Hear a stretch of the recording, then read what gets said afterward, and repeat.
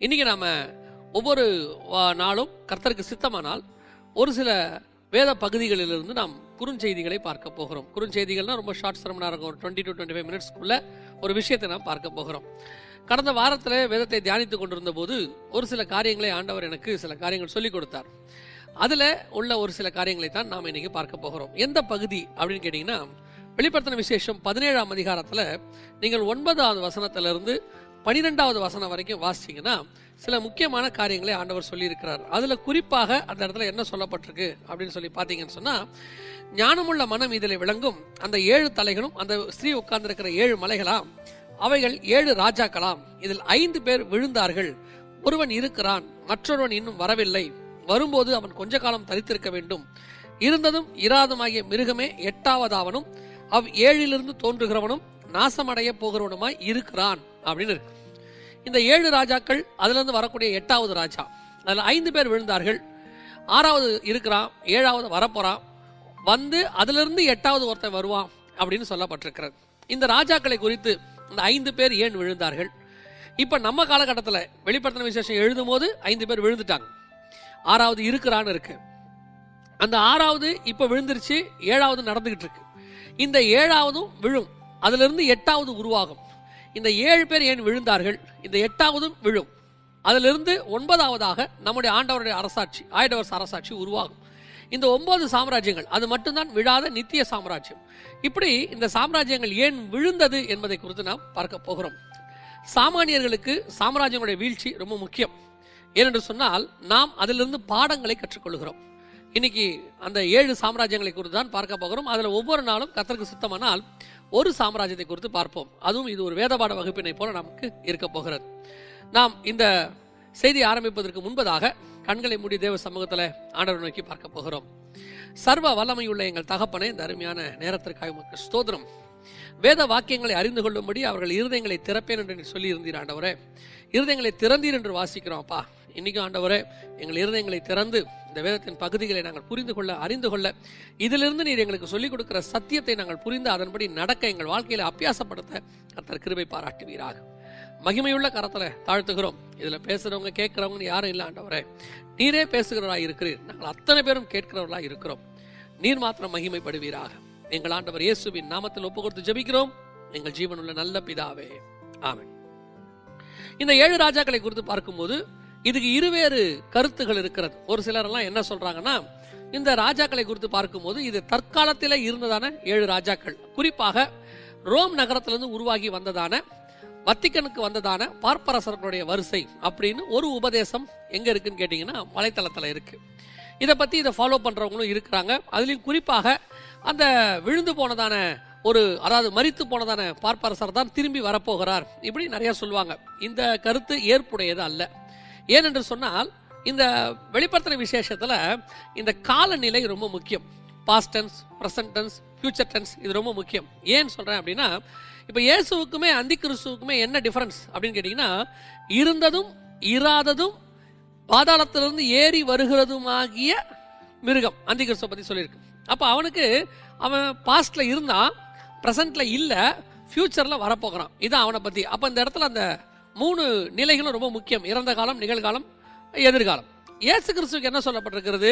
அவர் நேற்றும் இன்றும் என்றும் மாறாதவராக இருக்கிறார், இருந்தவரும் இருக்கிறவரும் வரப்போகிறவரும் அப்படின்னு இருக்கு. அப்பனா அவர் 3 காலத்திலையும் இருக்கிறார்னு அர்த்தம். அப்ப இந்த past tense, present tense, future tense எல்லாமே இந்த வேத வசனத்துல ரொம்ப முக்கியம் பாருங்களேன்.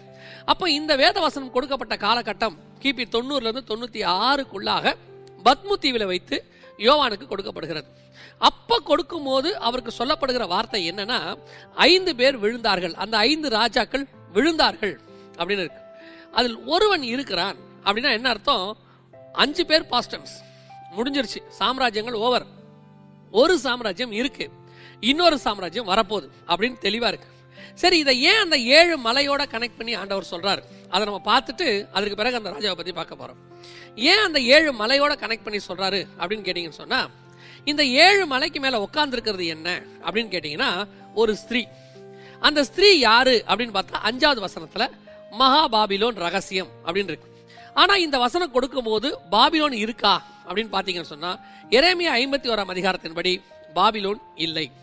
பாபிலோன் தண்ணீர்ல மூழ்கி விட்டது. இப்போ கூட ஈராக்ல இருந்து 80 மைல் தூரத்துல ஒரு பட்டணம் தண்ணி கடியில் இருக்கும். இப்போ நீங்க போத்தீங்கன்னா அதுல ஒரு சில காரியங்கள் இருக்கும். நம்ம பூபுகார் மாதிரி அங்க இருக்கும். அது பாக்தாத்ல இருந்து ஒரு 80 மைல்ஸ்ல இருக்கும். அந்த இடத்துக்கு பேர் தான் பழைய பாபிலோன். இப்போ அதே மாதிரி அந்த பாபிலோன் இல்லை, ஆனால் அங்கே சொல்லப்பட்டிருக்கிறது அந்த பாபிலோனியன் ஸ்பிரிட். அது 7 மலைகளுக்கு மேலேயும் இருக்கும், 7 ராஜாக்களுக்குள்ளேயும் இருக்கும். இதோட அர்த்தம் என்னன்னா 11ஆம் அதிகாரம் ஆதியாகமத்தின் புஸ்தகத்துல பாபேல் கோபுரத்துல கர்த்தர் பூமி எங்கும் சிதறி போக பண்ணுகிறார். அந்த பாபிலோனியன் ஸ்பிரிட் அங்க இருக்கக்கூடியதான காரியங்கள், அவங்க ஏதோ ஒரு தப்பு செய்யறாங்க, அந்த தப்பை தான் கர்த்தர் அவங்க ஒன்னா இருந்தா செஞ்சிடறாங்கன்ட்டு சிதறி போக பண்ணினார். என்ன செஞ்சாங்க? ஒரு கோபுரம் கட்டினாங்க, தனக்கு பேருண்டாகும்படி செஞ்சாங்க, வானலாவிய வானத்துக்கு ஏறக்கூடிய அளவுக்கு ஒரு கோபுரம் கட்டினாங்க. ஒன்னா இருக்கிறதுனால தான் இதெல்லாம் செஞ்சாங்கன்னு சிதறி போக பண்ணினார். அப்படி சிதறி போனவர்கள் இந்த பாபிலோனியன் ஸ்பிரிட்டோட, பாபிலோனிய முறைமைகளோட, பாபிலோனிய வழிபாடுகளோடு கூட எல்லா இடத்துக்கும் போனாங்க. அதற்கு பிறகுதான் ராஜாக்கள் காலம் உருவாகுது.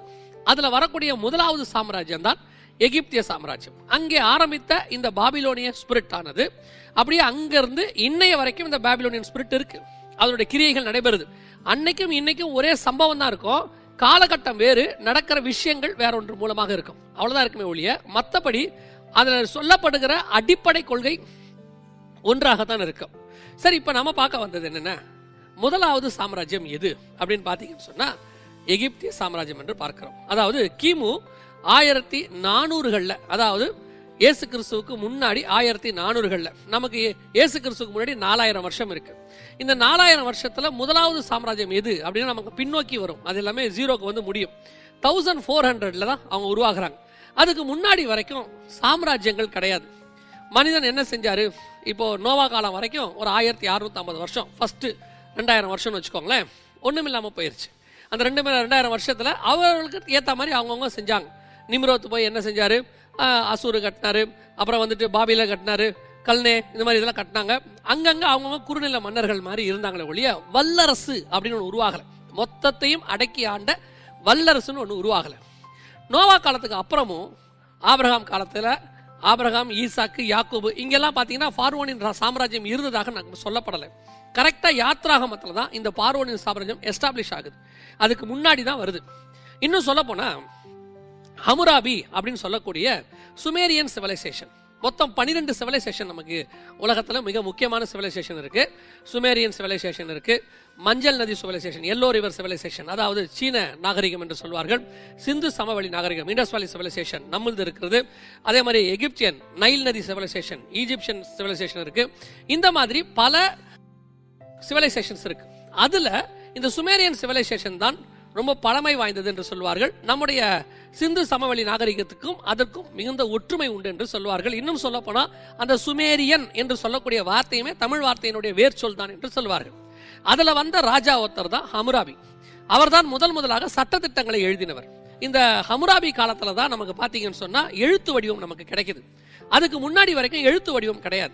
எல்லாமே வந்து சித்திர எழுத்துக்கள் தான் நம்ம சொல்லுவோம். உதாரணமா நோவா வந்து பேழை கட்டினார்னு, இப்ப நோவா பேழை கட்டினா நம்ம எழுதுறோம் இல்லையா, அன்னைக்கு அப்படி எழுத மாட்டாங்க. நோவாக்கு ஒரு ஆளை போடுவாங்க, பக்கத்துல ஒரு பேழையை கட்டுவாங்க, கட்டுற மாதிரி ஒரு உளி மாதிரி ஒன்று போடுவாங்க.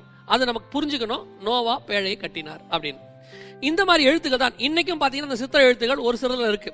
உதாரணமா தமிழ்ல இருக்கு. தமிழ் பாத்தீங்கன்னா நம்ம சுழிச்சு படமா வரைஞ்சு எழுதுவோம். அது இன்னும் நமக்கு தெளிவா தெரியும்னா மாண்ட்ரியன் சீன எழுத்துக்களை பாத்தீங்கன்னா முழுக்க உங்களுக்கு சித்திர எழுத்துக்களாக தான் இருக்கும். அந்த சீனத்திலிருந்து உருவாகி வந்த கொரியன், ஜப்பானீஸ் இது எல்லாமே பாத்தீங்கன்னா சித்திர எழுத்துக்களாக தான் இருக்கும். ஸோ இப்போ நமக்கு சுமேரியன் சிவிலைசேஷன் என்று சொல்லக்கூடியதான சிந்து அந்த ஹமுராபி காலத்துல தான் இதெல்லாம் உருவாகுது. அதுக்கு பிறகுதான் நமக்கு யாத்ராகமத்தின் புஸ்தகம் நமக்கு தொடர்ந்து மோசே எழுத்து வடிவத்தில் வந்த பிறகுதான் வரார். இந்த மோசே வந்து இந்த சுமேரியன் சிவிலைசேஷனுக்கு கொஞ்சம் அப்புறம் வந்தவர்னு வச்சுக்கோங்களேன். அப்பதான் பார்வோனுடைய மிக முக்கியமான பார்வோன் என்று அழைக்கப்படுகிற ராமசேஸ் வரார். ராமசேஸுக்கு தான் அவங்க ஊரு கட்டினாங்கன்னு சொல்லி யாத்ராகமம் 1ஆம் அதிகாரத்தில் நம்ம வாசிக்கிறோம். இந்த ராமசேஸுக்கு அப்புறம் தான் இந்த எஜிப்சியன் சிவிலைசேஷன் என்று சொல்லக்கூடிய எகிப்திய நாகரிகம் உருவாகி செழித்தோங்குது. அதுக்கு முன்னாடியே இருக்கு, சூப்பர் பவராக மாறுகிறது, வல்லரசாக. அப்படி வல்லரசாக மாறி வரும்போது நீங்க நினைக்கிற மாதிரி இன்னைக்கு இருக்கிற மாதிரி 5 கண்டங்கள் 7 கண்டங்கள் இப்படிலாம் எதுவுமே கிடையாது. அன்னைக்கு நமக்கு எல்லாமே ஒரே நிலப்பரப்பாக தான் இருந்தது. ஏன்னா ஐரோப்பா, ஆப்பிரிக்கா, ஆசியா இது மூன்றும் ஒன்றாக தான் இருந்தது. இந்த 2 அமெரிக்கா, ஆஸ்திரேலியா 16ஆம் நூற்றாண்டு இயேசு கிறிஸ்துவுக்கு பிறகு கொலம்பஸ் கண்டுபிடிச்சார். ஸோ நமக்கு வந்துட்டு அன்னைக்கு ஒரே நிலப்பரப்பு. அந்த ஒரே நிலப்பரப்பினுடைய மைய பகுதியில் தான் ஈஜிப்ட் இருக்கு, ஆப்பிரிக்காவுடைய மேல் பகுதியில். ஸோ அந்த சென்டர் பாயிண்ட்ல இருந்து அவர் வந்து ஆளுகை செய்ய தொடங்குறார். மக்களும் எவ்வளவு தூரம் பரவி இருக்கிறாங்களோ அவ்வளவு தூரம் தான் ஆளுகை செய்ய முடியும். மக்கள் இல்லாத இடத்த ஆளுகை செய்து பிரயோஜனம் இல்லை. இப்போ கூட பாத்தீங்கன்னா நமக்கு நார்த் போல் இருக்கு, ஸ்வாவல்பர்ட் இருக்கு, அதுக்கு மேல இன்னும் இருக்கு. எவ்வளவு இடத்துல மக்களே இல்லை, அதை யாரும் சொந்த கொண்டாடி பிரயோஜனமே இல்லை. போன வருஷம் ரஷ்யா போயிட்டு இது எனக்கு சொந்தம் இருந்துச்சு, யாருமே ஒண்ணுமே சொல்லல. ஏன்? அதான் அவங்க இந்த இடத்த எடுத்துக்கிறாங்க, எடுத்துக்கொள்ளட்டும், அவ்வளவுதான்.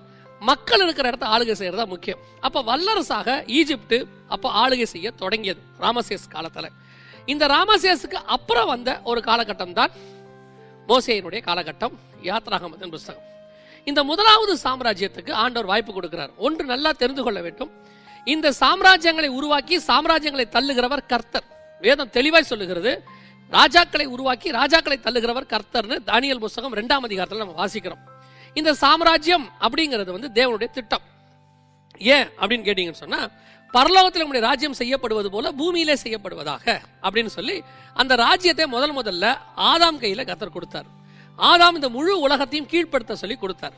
ஆதாம் இழந்த அந்த சாம்ராஜ்யம் யார் கையில போச்சுன்னா பிசாசின் கைக்கு போயிடுச்சு, சர்பத்தின் வழியாக அவன் கைக்கு போயிடுச்சு.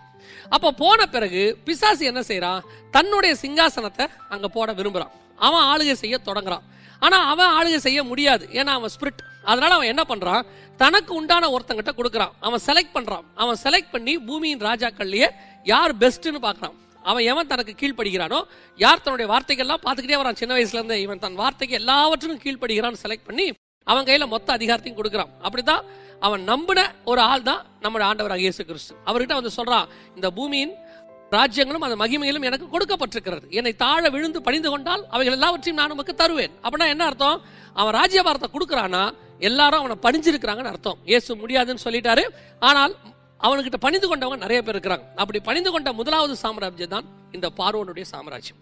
இந்த பார்வோன் சாம்ராஜ்யம் ஏன் வீழ்ச்சி அடைந்தது அப்படிங்கிறதுக்கு காரணத்தை பார்க்கணும்னா கொஞ்சம் நம்ம அதனுடைய பூர்வீகத்துல இருந்து பார்க்கணும். இந்த பார்வோன் சாம்ராஜ்யம் முழுக்க முழுக்க பிசாசுக்கு உட்பட்டதான ஒரு சாம்ராஜ்யம். இங்க பலவிதமான விக்கிரக வழிபாடுகள், அருவருக்கத்தக்க காரியங்கள். இவங்களை பத்தி நீங்க வாசிக்கணும்னா எசேக்கியேல் புஸ்தகம் 31ஆம் அதிகாரத்துல இவங்க எப்படிப்பட்டவங்களா இருந்தாங்கன்னு சொல்லி ஒரு பெரிய டிஸ்கிரிப்ஷன் ஆண்டவர் கொடுக்கிறார். எல்லா அருவருப்புகளும் அவங்ககிட்ட இருந்துச்சு, அதே நேரத்தில் அவங்க எவ்வளவு செழிப்பா இருந்தாங்க, எல்லா ராஜாக்களை பார்க்கல இவங்க எப்படி மேன்மையா இருந்தாங்க அப்படின்னு சொல்லி ஒரு ஆய்வறிக்கை அல்லது ஒரு ஆர்கியாலஜி புக்ல எகிப்திய சாம்ராஜ்யத்தை பத்தி எழுதியிருக்கு. அந்த சாம்ராஜ்யத்தில் அவங்க என்ன எழுதியிருக்கிறாங்க அப்படின்னு கேட்டீங்கன்னு சொன்னா, அதாவது கிமு 1000 1400 கூட தான் அவங்க சாம்ராஜ்யம், 400 இயர்ஸ். அந்த 400 வருஷத்திலேயே அவங்க ரெஸ்டாரண்ட் நடத்தி இருக்கிறாங்க. எப்படிப்பட்ட ரெஸ்டாரண்ட் நடத்துறீங்கன்னா, பெண்களை வைத்து பரிமாறக்கூடிய ரெஸ்டாரண்ட் நடத்தி இருக்கிறாங்க. அவர்கள் காலகட்டத்தில் பிரமிட் கட்டப்பட்டிருக்கிறது. யோசிச்சு பாருங்க, இன்னைய வரைக்கும் பிரமிட் வந்து உலக அதிசயத்துல ஒண்ணு. எப்படி அவங்க அந்த அவரோட சென்டர் பாயிண்ட் ஈக்வேட்டாரை கண்டுபிடிச்சாங்க, அந்த ஈக்வேட்டார்ல அவங்க கட்டியிருப்பாங்க. அதை எப்படி கண்டுபிடிச்சாங்க, கிட்டத்தட்ட 5000க்கும் மேற்பட்ட அடி ஹைட், ஒவ்வொரு கல்லுமே எத்தனையோ டன்னு, அதை எப்படி மேல கொண்டு போனாங்க. இப்படியெல்லாம் ஒரு பயங்கரமான டெக்னாலஜியை யோசிக்க முடியுது. நம்ம ஊர் தஞ்சை பெரிய கோயிலை நம்ம எவ்வளவு பிரமிப்பா பார்க்கிறோமோ அதை விட 5 மடங்கு 6 மடங்கு பிரமிப்பது அந்த பிரமிட். அதை எப்ப கண்டுபிடிச்சிருக்கிறாங்க, ஏறக்குறைய ஒரு 4000 வருஷத்துக்கு முன்னாடியே அவர்கள் செய்து முடித்து விட்டார்கள். அப்படிப்பட்டதான கட்டட கலை, ராமசேஸுக்கு ஊர் கட்டினாங்க பாருங்க, மோசே தான் கட்டினார்னு சரித்திரத்தில் இருக்கு. அப்படிப்பட்டதான ஒரு மிகப்பெரியதான ஊர் அது. அப்படி பார்வோனுடைய கட்டட கலையும் அவங்களுடைய பேச்சு திறன்களும் எல்லாத்திலையும் மோசே வல்லவராய் இருந்தாருன்னு இருக்கு. அப்படின்னா அவங்க எப்படி இருப்பாங்க பாருங்க. அடிமையினுடைய பையன் அவரை எடுத்து பார்வோன் குமாரத்தை வளர்க்குறாங்க. அவரே அவ்வளவு தூரம் வாக்கில் வல்லவராக இருந்து அவ்வளோ இருப்பாருன்னா அந்த ஊர்க்காரங்க எப்படிப்பட்டவங்களா இருந்திருக்கணும் யோசிச்சு பாருங்க. அப்படிப்பட்டதான ஒரு காரியம். ஆனால் ஏன் விழுந்தார்கள், அதுதான் ரொம்ப முக்கியம். அந்த வீழ்ச்சிக்கு காரணம் என்ன? ஆண்டவர் சொல்றாரு, உன் மேட்டுமை. இதையெல்லாம் பார்த்தபோது ஒரு மேட்டிமை வந்ததாம். அதாவது மிக பெரியதான அரசாங்கங்களுடைய வீழ்ச்சி எங்க இருக்குன்னு கேட்டீங்கன்னா மேட்டிமையில தான் இருக்கு. ஆண்டவர் உனக்கு அதை தருகிறார். அந்த 31ஆம் எசேக்கியேல் புத்தகம் வாசித்து பாருங்க, தேவனாகிய கர்த்தர் உனக்கு தந்தார்னு இருக்கு. நேபுகாத்நேச்சரையும் வாசித்து பாருங்க, தேவனாகிய கர்த்தர் தரார். நமக்கு கொடுக்கக்கூடிய உயர்வுகள், நமக்கு கொடுக்கக்கூடிய ஆசீர்வாதங்கள், ஒரு பதவி, அது எது வேணாலும் இருக்கட்டுமே, அது எல்லாமே கர்த்தர் நமக்கு கொடுத்த ஈவு. அப்படிங்கிறது எப்ப வரைக்கும் இருக்கணும் அப்படின்னு கேட்டா, நாம் மரிக்கும் வரைக்கும் அது நமக்குள்ள இருக்கணும். எல்லா ஒரு சூழ்நிலையில, அது ஊழியத்தின் வாழ்க்கையில இருக்கட்டும், ஆவிக்குரிய வாழ்க்கையில கூட இருக்கட்டுமே, ஒரு உயர்வை கர்த்தர் கட்டளை இடுகிறார். அந்த உயர்வு வர வர வர உனக்கு தோணிக்கிட்டே இருக்கணும், இது எனக்கான வந்ததல்ல, கர்த்தர் எனக்கு கொடுத்த ஈவு அப்படிங்கிற தாட் உன் மைண்ட்ல ஓடணும். தாவீதை எடுத்துக்கொள்ளுங்கள். எந்த சூழ்நிலையிலும் தான் ஒரு மேய்ப்பன் என்பதை அவன் மறக்கிறதே கிடையாது. அது ஆசீர்வாதமான நேரமாக இருக்கட்டும் அல்லது துக்கமான நேரமாக இருக்கட்டும், அவன் சந்தோஷப்பட்டு களி கூறி நடனமாடும் போது மீகாள் அவனை கேவலமாய் பேசும்போது அவன் சொல்லக்கூடிய ஒரு வார்த்தை என்ன தெரியுமா? ஆடுகளுக்கு பின்னால் அலைந்து கொண்டிருந்த என்னை அவன் மறக்கவே இல்லை பாருங்க. அதை அவன் கடைசி வரைக்கும் மறக்கல. அவன் ஒரு தப்பு செஞ்சிடறான், தேசத்துல வாதை வந்துடுது. அவன் சொல்ற வார்த்தையை நல்லா கவனிச்சு பாருங்க. நான் தானே தவறு செய்தேன், இந்த ஆடுகள் என்ன செய்தது? அவன் கடைசி வரைக்கும் தன் மேய்ப்பனுடைய தாட் அவனுக்கு போல. நிறைய பேர் சொல்லுவாங்க, என்னதான் ஒரு ஆளை குளிப்பாட்டி நடுத்தூர்ல வச்சாலும் ஜென்ம சுபாவம் போவாதும்பாங்க. அவன் எங்க இருந்து வந்தானோ அதுல தாங்க இருப்பான். அப்ப தாவீது இப்ப என்ன சொல்லுவீங்க நீங்க? ராஜாவா உட்கார வச்சாலும் அவன் அந்த ஆடு மேய்க்கிற சுபாவத்தோடு இருக்கிறான்னு சொல்லுவீங்களா? அதோட அர்த்தம் இல்ல, அவனுக்குள் அந்த சுபாவம் இருக்கிற வரைக்கும் தாழ்மை இருந்து கொண்டே இருக்கும். நான் ஒண்ணுமே இல்ல, நான் ஆடு மேய்க்கிறவன், என்ன கர்த்தர் கொண்டு வந்து மேல உட்கார வச்சாரு அப்படிங்கிற தாட் இருக்கணும். அந்த தாட் எப்போ போகுதோ, எப்போ உனக்குள்ள மேட்டுமை வருதோ, உன்னோட வீழ்ச்சி தொடங்குகிறதுன்னு அர்த்தம். உன்னை ஒரு பெரிய கம்பெனிக்கு சிஇஓக்கு ஆண்டவர் உட்கார வச்சிருப்பாரு. ஏன் இன்னும் சொல்ல போனா உலகத்திலே மிகப்பெரியதான கம்பெனிஸான கூகுள்லயோ மைக்ரோசாஃப்ட்லயோ எங்கேயோ கொண்டு போய் ஆண்டவர் உட்கார வச்சிருப்பாரு, ஏதோ ஒரு மிக முக்கியமான போஸ்டிங்ல. உனக்கு தெரியணும் இது கர்த்தர் கொடுத்த ஈவு, கர்த்தர் கொடுத்த பிச்சை அப்படின்னு உனக்கு தெரியணும். ஏன் படிப்பு, ஏன் ஞானம், ஏன் நீங்க வந்து பாருங்களேன், ஏன் உங்களால வர முடியல அப்படின்னு நீ மற்றவங்களை பார்த்து எப்ப கேட்க தொடங்குறியோ அன்னைக்கு உன் வீழ்ச்சி தொடங்கிருச்சுன்னு அர்த்தம். கொஞ்சம் பேர், இன்னைக்கு நிறைய பேருக்கு இந்த படிப்பு பெருமை இருக்கு, நிறைய பேருக்கு பணப்பெருமை இருக்கு, நிறைய பேருக்கு கொஞ்சம் பணம், அந்த ஒரு உயர்வு அந்தஸ்து அது வந்த உடனே தானா தன்னை அறியாமலேயே அவர்கள் கண்களிலே ஒரு மேட்டுமை வருகிறது.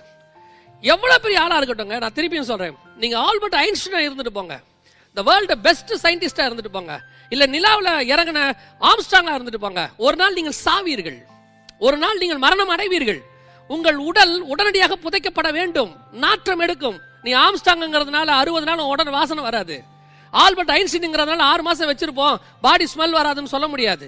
எப்பேற்பட்ட சயின்டிஸ்டாக இருந்தாலும், எப்பேற்பட்ட விஞ்ஞானியாக இருந்தாலும், அரிஸ்டாட்டலாக இருந்தாலும், புளூட்டோவாக இருந்தாலும், உன்னுடைய மரணம் வரும்போது 3 நாளைக்கு மேல உன் பாடி தாங்காது. இந்த எண்ணம் எனக்கு வரணும். அப்ப எனக்கு இதுக்குள்ள வந்திருக்குதே இந்த உயர்வு, என்னை ராஜாவா உட்கார வைத்தாலும் என் பாடி நாற்றம் எடுக்கும், நான் ஒரு சாமானியனாக தெருவில் செத்து கிடந்தாலும் என் பாடி நாற்றம் எடுக்கும். அப்ப இந்த இடைப்பட்ட வந்திருக்குதே, இது எனக்கு கர்த்தர் கொடுத்த ஈவுன்னு தோணணும். பெருமை வரக்கூடாது, மேட்டுமை வரக்கூடாது. மேட்டுமை அவருடைய வீழ்ச்சிக்கு மிக முக்கியமான காரணமாக இருந்தது. அந்த மேட்டுமை வரும்போது என்ன ஆகும் தெரியுமா? ஒரு சர்வாதிகார மனப்போக்கு வரும். ஏன் சர்வாதிகாரிகள் உருவாகிறார்கள்? சாமானியமாக இருந்து மேலே வருகிறார்கள். மேலே வரும்போது அந்த பதவியிலே அவர்களுக்கு ஒரு மேட்டுமை வரும். அந்த மேட்டுமை வரும்போது சர்வாதிகார எண்ணம் தலை தூக்கும். ஹிட்லர் ஒரு சாதாரணமான ஒரு மனுஷன், அவனுக்குள் மேட்டுமை வந்தது. எந்த மேட்டுமை வந்தது? நான் இன்னைக்கு யாரும் எதிர்க்க முடியாத ஒரு ராஜாவாக இருக்கிறேன். அது வரும்போது சிறுபான்மையினரை பார்த்தபோது அல்லது ஒரு ஒண்ணுமில்லாதவர்களை பார்த்தபோது அவர்கள் மேல் சர்வாதிகார போக்கு தொடங்குகிறது. அந்த சர்வாதிகார போக்கு இன்னைக்கு வரைக்கும் இருக்கிற எல்லா நிறைய அரசியல்வாதிகிட்ட இருக்கு. அந்த சர்வாதிகாரி போக்கு நிறைய அதிகாரிகள் கிட்ட இருக்கு. அந்த சர்வாதிகார போக்கு சில ஆவிக்குரியவங்கிட்டையும் இருக்கு, ஆவிக்குரிய தலைவர்கள்கிட்டையும் இருக்கு. எங்கிட்டே கேட்கறியா? என்னையவா நான் நினைச்சா உன்னை என்ன பண்ணுவேன்? ஒண்ணும் பண்ண முடியாது, ஒண்ணும் பண்ண முடியாது. தேவன் நினைச்சா நேபுகாத் நேச்சாரை புள்ளிமைய வைப்பதற்கும் வல்லமையுள்ளவராக இருக்கிறார். மேட்டுமை வரவே கூடாது. மேட்டுமை வந்துச்சு சர்வாதிகாரம் வரும். என் பேச்சு நீ கேட்கணும், இல்லைன்னா நீ அவ்வளவுதான். இல்ல, அப்படி ஒரு கான்செப்டே கிடையாது. அவன் கேட்கவில்லையா, அது அவனுக்கும் கர்த்தருக்கும் உள்ளது. அவனை ஒப்படைச்சிட்டு அடுத்தவனை பாருங்க, அவனை கேட்க வச்சே ஆவன். நீங்க ஃபோர்ஸ் பண்ணும் போது பிசாசு உனக்குள் புக தொடங்குவான். ஒருத்தங்கிட்ட நம்ம ஒன்று சொல்றோம், செய்யலையா விட்டுருங்க. அவன் செய்யலன்னா அவனை செய்ய வைக்கணும் அப்படின்னு நமக்கு கிடையாது, ஆண்டவர் சொல்லல. அதுக்கு அடுத்த ஆளை நமக்கு ஆண்டவர் கொடுப்பாரு. அதுக்கு நீங்க அவனை செய்ய வைக்கணும்னு முடிவு எடுத்தீங்கன்னா நீங்க டிக்டேட்டராக மாறத் தொடங்குவீர்கள். உங்கள் சுபாவம் மாறத் தொடங்கும். அதுதான் பார்வோனுக்குள்ளே வந்தது. ஆண்டவர் உனக்கு அரசாங்கத்தை கொடுத்தார் 400 வருஷம். அந்த ஜனங்கள் உனக்கு உழைத்தார்கள். ஒரு நாள் வந்தது, அவர்கள் தங்கள் தேசத்துக்கு போக தொடங்குகிறார்கள். யோசிச்சு பாருங்க, நான் ஏன் நாட்டுக்கு போறேன்னு கேட்கிறேன், அவ்வளவுதான். என்ன அனுப்பி விட்டுருப்பா, என் நாட்டுக்கு என்ன அனுப்பி விடுன்னு சொல்ல நீ முடியாதுன்னு சொல்லும் போது, ஓ நாட்டில் எனக்கு ஒரு இடம் கொடுன்னு கேட்டாதான் தப்பு. நிறைய பேர் அவங்க நாட்டில் போய் குடியேறி அந்த நாட்டிலேயே உரிமை கேட்பாங்க. நாங்கள் ரொம்ப வருஷமா இங்கே குடியிருக்கிறோம், எங்களுக்கு இந்த நாட்டில் எங்களுக்கு உரிமை கொடுங்க, இந்த நாட்டில் எங்களுக்கு ஒரு தொகுதி கொடுங்க அப்படின்னு கேட்பாங்க. அதுவே இன்னைக்கு வந்து சரின்னு சொல்லக்கூடிய வாதாடுற அளவுக்கு நம்ம வந்துட்டோம். ஏங்க அவங்களும் ஒரு 50 வருஷமா அங்கே இருக்கிறாங்க, அவங்களுக்கு ஒரு லேண்டு கொடுத்தா தான் என்ன அப்படின்னு கேட்குற அளவுக்கு ஐநா சபையில் போய் முறையிடுற அளவுக்கு நம்ம வளர்ந்துட்டோம். ஆனால் இந்த ஜனங்க 400 வருஷமா உழைச்சிருக்கிறாங்க. அது வல்லரசா இருக்கிறதுக்கு இவங்க காரணமா இருக்கிறாங்க. அதையும் தாண்டி அவர்களுக்கு ஊரைகள்லாம் கட்டி கொடுத்துருக்காங்க, ராமசேஸ் எல்லாம் எல்லாத்தையும் கட்டி கொடுத்துருக்காங்க. இவங்க இப்ப கேட்டது என்ன? நான் எங்க ஊருக்கு போறேன், எங்களை அனுப்பி விட்டுருங்க. இதே மாதிரி ஒரு சம்பவம் 2ஆம் உலக யுத்தம் முடிந்த போது நடந்தது. ரஷ்ய தேசத்தினுடைய சர்வாதிகாரியாக ஸ்டாலின் இருந்தார். அப்பொழுது அவரிடத்துல கேட்டார்கள், யூதர்கள் தங்கள் தேசத்துக்கு போக வேண்டும் என்று சொல்லி கேட்டார்கள். அவர் என்ன சொன்னார் தெரியுமா? உங்கள் தேசத்துக்கு நீங்கள் போக வேண்டும் என்றால் அவனவன் தகுதிக்கு தக்கதாக எங்க கிட்ட பணம் கொடுத்துட்டு போங்கன்னு சொன்னார். டாக்டரா இருந்தா பல 1000 ரூபாய் கட்டணும், பல லட்சம் ரூபாய் அன்னைக்கு உள்ள மதிப்புக்கு சொல்றேன் கொடுக்கணும். இன்ஜினியர்ஸ் அவங்களுக்கு ஒரு மதிப்பு, ஒருவேளை படிப்பறிவு இல்லாம ஒரு சாதாரண ஏழை கூலி தொழிலாளி அவனுக்கு ஒரு சின்ன அமௌண்ட், இதை கொடுத்து நீங்க ஊரை விட்டு போலாம். எங்கள் ஊருக்கு நாங்கள் போவதற்கு நாங்கள் வைத்திருக்கிற எல்லாத்தையும் இங்கிருந்து விட்டு விட்டு நாங்கள் போகிறோம், நாங்கள் ஏன் பணம் கொடுக்க வேண்டும்? நாங்க எங்க உடம்பை மட்டும் எடுத்துக்கிட்டு போறோம்னு சொல்றோம். அதுக்கு அனுமதி கொடுக்காத எத்தனையோ பார்வன்கள் இருந்தார்கள். அவர்கள் முடிவு என்ன தெரியுமா? அவர்கள் சந்ததி ஒழிந்து போகும். உன்னுடைய சொத்தை அபகரிக்க நினைத்து உனக்கு விரோதமாக எழும்பி உன்னை காரணம் இல்லாமல் பகைக்கிறவர்கள் அநேகர் இருப்பார்கள். அவர்கள் உனக்கு விரோதமாக எழும்புவார்கள். அவர்கள் உன்னை போக விட மாட்டார்கள். உன்னை கிரஷ் பண்ண தொடங்குவாங்க. பல நேரங்களில் நான் பார்த்திருக்கிறேன், சில அதிகாரிகள் நாம் நியாயமாய் நடக்கும்போது அவர்கள் அநியாயமாய் நடப்பார்கள். நாம் அந்த நியாயத்தை நடக்கும்போது அந்த அநியாயத்துக்கு உடன்பட மாட்டோம். உதாரணமா எனக்கு ஒரு அங்கிளை தெரியும், இப்ப அவங்க இல்ல. அவர்கள் லஞ்சம் வாங்க மாட்டார்கள். அவர்கள் வாங்குற ஆபீஸ்ல அத்தனை பேரும் லஞ்சம் வாங்குவார்கள். அப்பொழுது அந்த அங்கிள் வந்து சொன்னாங்க, நான் லஞ்சம் வாங்க மாட்டேன். அங்க இருந்த அத்தனை அதிகாரிகளும் செய்த காரணம் என்ன தெரியுமா?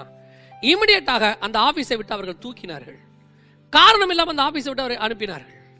அவருக்கு வேற வழி இல்லாம பிள்ளை குட்டிகளை விட்டுட்டு ஒரு 70 கிலோமீட்டர் தள்ளி இருக்கிற வேற ஒரு கிராமத்துக்கு போகிறார். அங்கே போகும்போது அங்கே என்ன நடக்கிறது? அங்க இருக்கிற ஆபீசர் இவங்க வந்திருக்காங்கன்னு தெரிஞ்ச உடனே கூப்பிட்டு சொன்னார்களாம், இங்கிருந்தும் உன்னை நாங்கள் தூக்கத்தான் போகிறோம். காரணம் என்ன? நீ லஞ்சம் வாங்க மாட்ட, நீ நல்லவனா இருப்ப, ஒரு நாளில் ஒரு நாள் நீ எங்களை போட்டு கொடுப்ப, உன்னை நாங்கள் இங்கிருந்து விரட்டுகிறோம். அடுத்த 2 நாள் அங்கிருந்து விரட்டினார்கள். இப்படி லஞ்சம் வாங்க மாட்டேன் என்று சொல்லி விரட்டப்பட்டு கடைசியா அந்த மனுஷன் வேலை பார்க்க வழி இல்லாமல் சுய தொழிலை தொடங்கினார். கர்த்தர் அவரை ஆசீர்வதித்தார், அது வேற விஷயம். எதுக்கு சொல்லுகிறேன்? நீ உண்மையா இருக்கும் போது கிரஷ் பண்ணப்படுற, விரட்டப்படுற. ஒரு லஞ்சம் வாங்காத ஒரு அதிகாரி சொன்னார், நான் இதுவரைக்கும் எத்தனையோ முறை மாற்றப்பட்டு விட்டேன், பிள்ளை குட்டிகளை தூக்கி கொண்டு ஒவ்வொரு ஊராக நான் ஓடுகிறேன். காரணம் என்ன? நான் லஞ்சம் வாங்காத ஒரே அதிகாரி. ஒரு பெரிய போலீஸ் ஆபீசர் பக்கத்து மாநிலத்தில் இருக்கிறார், பெண் அதிகாரி, எத்தனை முறை அவரை மாற்றி இருக்கிறார்கள். காரணம் என்ன? அவர் நேர்மையாக இருக்கிறார். இப்படி நாம் நேர்மையாக இருக்கும்போது கிரஷ் பண்ணப்படுவோம். சத்தியத்தை நிற்கும் போது நாம் கிரஷ் பண்ணப்படுவோம். இந்த இஸ்ரவேல் ஜனங்கள் என்ன செய்யப்பட்டார்கள்? இனி உங்களுக்கு வைக்கோலும் கொடுக்கப்படாது, நீங்கள் போய் வைக்கல நீங்களே எடுத்துக்கொள்ளுங்கள், நீங்களே ரா மெட்டீரியல் தயாரிக்கணும். எல்லாவற்றிலும் அவர்கள் நெருக்கப்பட்டார்கள். ஒரு நாள் வந்தது, விடுதலையாகிற காலம் வந்தது, பார்வோன் விழுந்தான். இந்த பார்வோனுடைய வீழ்ச்சியில சில சரித்திர குறிப்புகளை நான் உங்களுக்கு சொல்லுகிறேன். இதை நீங்கள் ஆதாரபூர்வமாக எடுத்துக்கொள்ள வேண்டாம், ஆனால் சில ஆதாரபூர்வமானவர்கள் இப்படி சொல்லி இருக்கிறார்கள். நாம் வேதத்தில் உள்ளது மட்டும்தான் நமக்கு முக்கியம். எதுக்கு நான் உங்களுக்கு சொல்றேன் அப்படின்னு சொன்னா, இந்த பார்வோனுடைய வீழ்ச்சியை பார்க்கும்போது 10 கமாண்ட்மெண்ட்ஸ் அப்படின்னு ஒரு படம் வந்தது, கிறிஸ்தவர்கள் எல்லாரும் அறிந்திருக்கிறதான ஒரு படம். அந்த படத்தில் நீங்கள் பார்க்கும்போது பார்வோன் நேராக வந்து செங்கடல் கிட்ட வருவார். இந்த இஸ்ரவேல் ஜனங்களை துரத்தி கொண்டு எகிப்தின் படைகள் பின்னாடியே போகும். மோசே கோலை நீட்டுவார், மீண்டும் செங்கடல் ஒன்றாக சேரும். அப்பொழுது பார்வோனின் சேனை முழுவதும் செங்கடல்ல அமிழ்ந்து போகும். பார்வோனுடைய கிரீடமும் கீழே விழும். பார்வோன் திரும்பி ரதத்தில் ஏறி தன்னுடைய தேசத்துக்கு வருவார். வரும்போது அங்கே பார்வோனுடைய மனைவி அவரை ஏளனமாக பேசுவார். இப்படி காரியங்கள் அங்கே நடக்கும், நீங்கள் பார்த்திருப்பீர்கள். அந்த படத்தை கவனித்தவர்களுக்கு தெரியும். ஆனால் 136ஆம் சங்கீதம், எனக்கு அந்த படத்தை பார்த்த பிறகு 136ஆம் சங்கீதத்தை வாசிக்கும் போது வசனம் சொல்லுகிறது 15, பார்வோனையும் அவன் சேனையையும் சிவந்த சமுத்திரத்தில் கவிழ்த்து போட்டவரை துதியுங்கள், அவர் கிருபை என்றும் உள்ளது. பார்வோனையும் அவன் சேனையையும். ஆனா படத்துல எப்படி இருக்குன்னா, சேனை மட்டும் கவிழ்ந்தது, பார்வோன் கவரவில்லை. அப்படின்னா இது ரெண்டும் முரண்பாடா இருக்கு. கண்டிப்பா பைபிள் முரண்பாடுன்னு கிடையாது. அதை எடுத்த சிசில் பி டிவிலி ஏதோ ஒன்று பண்ணியிருக்கிறார். அவருடைய காலம் 1950 60களுக்குள்ளாக. ஸோ அவர்கிட்ட இதை பத்தி என்ன நடந்திருக்கும் அப்படின்னு சொல்லி அவருடைய குறிப்புகளை தேடி படித்த போது அதில் அவர் என்ன எழுதியிருக்கிறாருன்னா, பார்வோன் சாகவில்லை என்று நான் நம்புகிறேன். பைபிள்ல இருக்கு. ஆனா நான் என்ன நினைக்கிறேன் என்றால், பார்வோன் அன்னைக்கு அந்த நாளில் மீண்டுமாக பார்த்தபோது பார்வோன் அரசனையில் இருந்ததாகவும் அந்த நாளில் ராஜா அரண்மனையில் இருந்ததாக சொல்லப்படுகிறது. அப்படியானால் பார்வோன் மரிக்கவில்லை என்று நான் நினைக்கிறேன்னு சொல்லி தான் அவர் திருப்பி என்ன பண்ணார், பார்வோன் உயிரோடு இருக்கிற மாதிரி எடுத்தார். அது நாங்கள் அதற்கு பிறகு அந்த படத்தில் எனக்கு ஒரு சந்தேகம் இருந்துகிட்டே இருந்தது. அதற்கு பிறகு ஒரு அகழ்வாராய்ச்சியாளர் அவருடைய புத்தகத்தில் அவரோட கூட பேசி கொண்டிருந்த போது அவர் சொன்ன ஒரு காரியம் எனக்கு ரொம்ப ஆச்சரியமாக இருந்தது. என்னன்னு சொன்னா, மோசே சந்தித்த பார்வோன் யார் அப்படின்னு கேட்டீங்கன்னா துட்மோஸ் III அப்படின்னு சொல்லக்கூடியதான ஒரு பார்வோன். இவர் 1479 1425 வரைக்கும் அரசாண்டவர். யார் இந்த துட்மோஸ் III அப்படின்னு கேட்டீங்கன்னா, ஒரிஜினல் ஃபேரோவுடைய தம்பி. அந்த ஒரிஜினல் ஃபேரோ எங்கன்னா, அவர் யுத்தத்துக்கு போகிற காலம், அவர் யுத்தத்துக்கு போயிருந்திருக்கிறார். அந்த இடைப்பட்ட 6 மாசத்திற்குள்ளாகத்தான் இவர் உள்ளே போயிருக்கிறார். மோசே போனது ஒரு ஆக்டிங் ஃபேரோக்கள், உங்களுக்கு புரிஞ்சதுக்காக சொல்றேன், ஒரு துணை முதலமைச்சர்கிட்ட போனார்னு வச்சுப்போமே, ஒரு துணை ஃபாரோன்கிட்ட போயிருக்கிறார். போய் அவர்கிட்ட தான் இந்த அற்புதங்கள் எல்லாம் நடந்திருக்கு. செத்து போனது கூட யாரோட பையன் கேட்டீங்கன்னா, துணை ஃபாரோவுடைய பையன் தான் செத்து போனது. இப்ப இந்த சம்பவங்கள்லாம் நடந்துட்டு மோசே கிளம்பின 2 நாளைக்குள்ளதான் ஒரிஜினல் ஃபேரோ ரிட்டர்ன் ஆயிருக்கிறார். அவர் இந்த உண்மைகளை கேட்டிருக்கிறார். கேட்ட உடனே அவர் தான் என்ன பண்ணியிருக்கிறாரு, இது நீங்க சொல்றதெல்லாம் நம்ப முடியாது, நான் போய் திருப்பி அவளை அழைத்து கொண்டு வருகிறேன்னு அவர் தான் துரத்திக்கிட்டு வந்திருக்கிறாருன்னு சொல்லி ஒரு சரித்திர குறிப்பு இருக்கிறது. இது ஏற்றுக்கொள்ளக்கூடிய ஒரு கருத்தாவும் இருக்கு. என்ன காரணம் அப்படின்னு கேட்டீங்கன்னா, அதற்கு பிறகு இஸ்ரவேலர்கள் வெளியே வந்த பிறகு எகிப்தை ஆண்டது யாருன்னு பாத்தீங்கன்னா துட்மோஸ் III தான் ஆண்டிருக்கிறாரு. துட்மோஸ் IIIயோடைய 2வது பையன் தான் அவருக்கு அப்புறம் வந்திருக்கிறாரு. முதல் பையன் வரல. ஆனா நார்மல் ஃபேரோ இல்ல. இந்த நார்மல் ஃபேரோ வந்தார் பாருங்க, அவர் இறந்துட்டார். அவர் தான் சிவந்த சமுத்திரத்தில் இறந்தவர். அவருக்கு பதிலாக ஆக்டிங் ஃபேரோவா இருந்தவருடைய முதல் பையன் தான் இறந்தது. 2வது பையன் அரசாட்சிக்கு வந்ததுக்கான குறிப்பும் இருக்கிறது. அப்படியானால் இந்த ஃபேரோவுடைய வீழ்ச்சி, முதலாவது சாம்ராஜ்யத்தினுடைய வீழ்ச்சி எதை நோக்கி இருக்கிறது? தேவன் பலத்த கரத்தினால் தம்முடைய ஜனங்களை புறப்பட பண்ணின போது, நீங்கள் ஒரிஜினல் ஃபேரோவா இருங்க, இல்ல அதை விட பவர்ஃபுல்லான ஃபேரோவா இருங்க, கர்த்தர் விடுதலையாக்கினவனை மீண்டும் சிறைச்சாலையில போட அதிகாரம் எவனுக்கும் கிடையாது. உன்னை தொடுகிறவனுக்காக ஒரு வல்லரசையே கவிழ்த்து போடுவதற்கு கர்த்தர் வல்லமை உள்ளவராக இருக்கிறார். அன்னைக்கு விழுந்த ஃபேரோனுடைய சாம்ராஜ்யம் இன்னைய வரைக்கும் எழுந்திருக்கவில்லை. 4000 வருஷம் ஆச்சு, இன்னைக்கு வரைக்கும் எழுந்திருக்கல. அதே தேவன் இன்றும் உங்களோடும் என்னோடு கூட இருக்கிறார். ஒருவேளை நாம் அடிமைத்தனத்தில் இருக்கலாம், ஒருவேளை நம்ம பார்வோனோட பார்க்கும்போது ஒண்ணும் இல்லாம இருக்கலாம், கம்பேர் பண்ண அவங்க ராஜ்யபாரத்தில் இருக்கலாம், நம்ம அடிமைகளை போல இருக்கலாம், கம்பேர் பண்ண அவங்க ரதத்துல வரலாம், நம்ம ஆட்டுக்குட்டி மேய்ச்சிக்கிட்டு இருக்கலாம், அவங்களோட பார்க்கும்போது நம்ம ஒண்ணுமே இல்லை, அவங்க அதிகாரியா இருக்கலாம், உன்னோட மேல இருக்கிறவங்களா இருக்கலாம், யார் வேணாலும் இருக்கலாம். உன்னை துரத்துகிறது எந்த ஃபேரோவானா இருக்கலாம், எப்பேற்பட்ட சாம்ராஜ்யமாய் கூட இருக்கலாம். ஒன்று மட்டும் நான் சொல்லுவேன், பார்வோனை கவிழ்த்து போட்டவர் உன்னோடும் என்னோடும் இருக்கிறார். செங்கடலை உனக்கும் எனக்கும் ஜீவனுக்காக திறந்தார். அதே செங்கடல் பார்வோனுக்கு மரண கல்லறையாக மாறியது. அதே ஆசீர்வாதம் நமக்கு ஆசீர்வாதமாய் இருக்கிறது, அவர்களுக்கு சாபமாய் முடியும். தேவன் இன்னும் உயிரோடு கூட இருக்கிறார். பார்வோனுடைய சாம்ராஜ்யம் அக்கிரமத்தினால், அநீதியினால், மேட்டுமையினால், கீழ்ப்படியாமையினால் விழுந்து போனது. அடுத்த சாம்ராஜ்யத்தை குறித்தும் அந்த ராஜாக்கள் வீழ்ச்சியை குறித்தும் கர்த்தருக்கு சித்தமானால் நாளை தினத்திலே உங்களோடு கூட பகிர்ந்து கொள்கிறேன். God bless you.